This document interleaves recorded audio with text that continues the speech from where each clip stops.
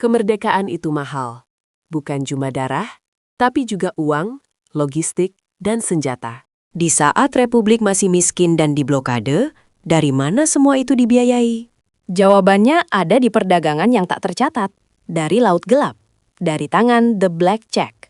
Setelah 1945, Indonesia bukan hanya berperang di medan tempur, tapi juga di medan ekonomi.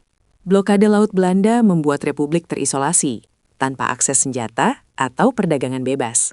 Dalam kondisi terjepit ini, muncullah strategi nekat, perdagangan gelap. Tokoh seperti John Lee memainkan peran krusial sebagai penyelamat logistik negara. Ia tidak hanya menyelundupkan senjata, tapi juga membawa komoditas ke luar negeri. Karet, kopra, dan hasil bumi ditukar dengan alat pertahanan di pasar internasional. Perjuangan kemerdekaan kita ternyata ditopang oleh arus ekonomi bawah tanah. Dengan kapal kecil, John Lee berulang kali menembus blokade ketat Angkatan Laut Belanda. Semua dilakukan diam-diam, tanpa perlindungan hukum, dan penuh resiko maut. Jika tertangkap, mereka bukan hanya dianggap penyelundup, tapi musuh nomor 1.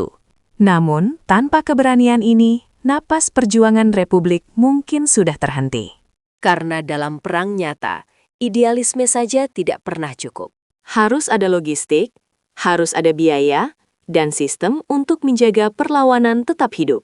Disinilah John Lee bukan hanya pahlawan militer, tapi juga arsitek ekonomi darurat. Setiap pelayaran sukses berarti ribuan peluru dan obat-obatan untuk pejuang kita.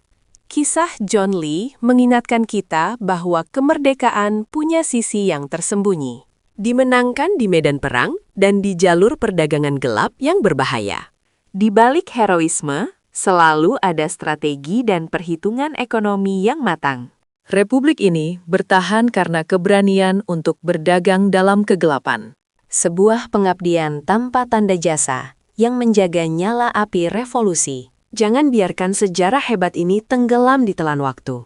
Klik like jika kamu bangga, dan subscribe untuk kisah pahlawan lainnya.